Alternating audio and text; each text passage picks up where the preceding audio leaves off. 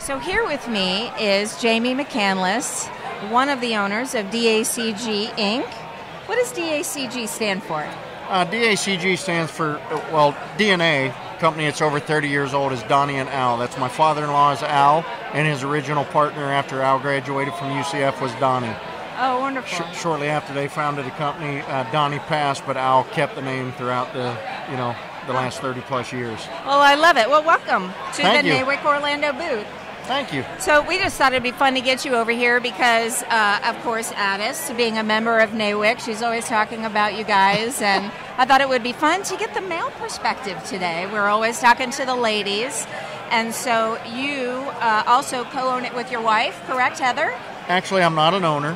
Heather founded and owned the company before I ever came along. I worked for a bigger GC, and when they packed up and moved out of town, Heather hired me. So it was hers way before I came along. Oh, wow. And did I just not see not too long ago that she won a big award, yes? Yes, she has. This past year, she's been gained quite a few accolades.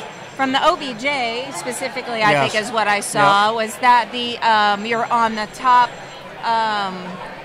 grossing companies? Yes. I don't remember what the award was. She was selected this past year as the top 40 under 40.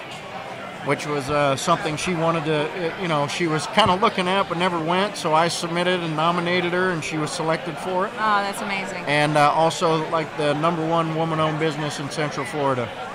How about that? Yeah. Well, that's really exciting. Congratulations, Heather.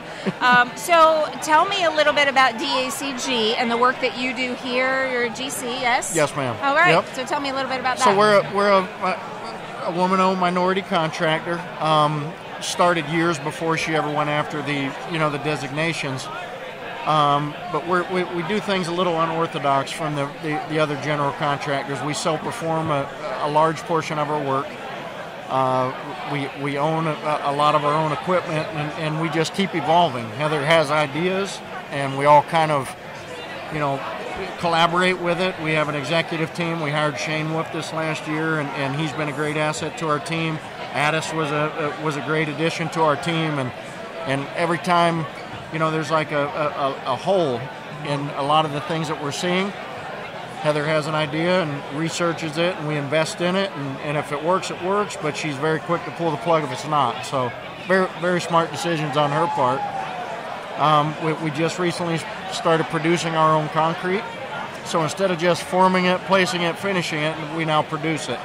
So I work for a GC that has a concrete subdivision, so I know that is a big deal. Yeah. That is, especially right now, materials being hard to get. So how are the big material shortages that are going on right now, how's that impacting you guys? The raw materials haven't really affected us to this point.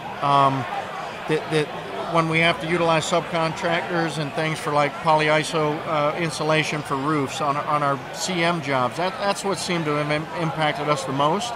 But for the most part, our employees have been retained. We worked all through the pandemic. We got very creative in the way we did business and just changing the way we build from a constructability standpoint.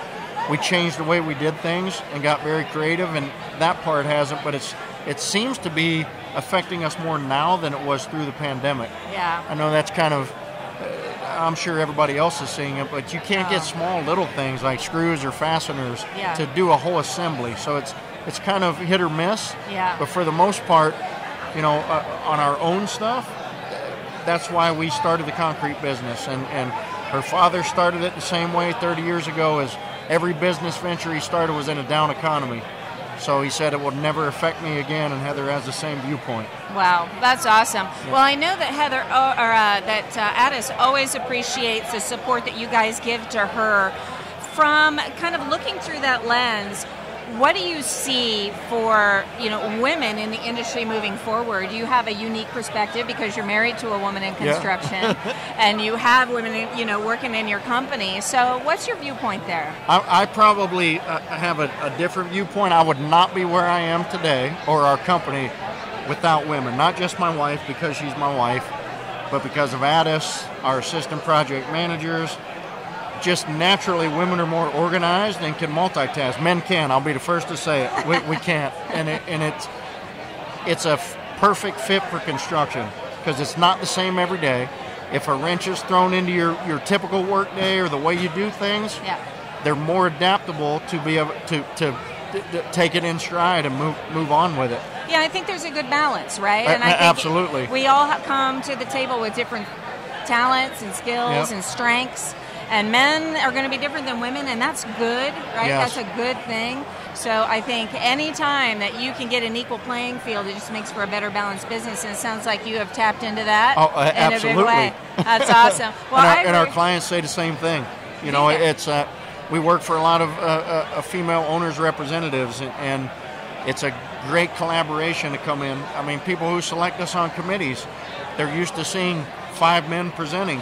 We bring a woman into the mix, and it's a great differentiator. It's a game changer for us. Yeah, and I think as time goes on, it's just going to get better and better. I think a lot of the old mentality is going to go away of thinking that maybe women don't belong because they're not strong enough or whatever kind of things you hear out there, and I see it ebbing away, and I think it's really exciting. And that's part of what we're doing, is to help women get that voice and take that seat at the table and get the skills they need so that they can be on that equal playing field, because that's what we want, right?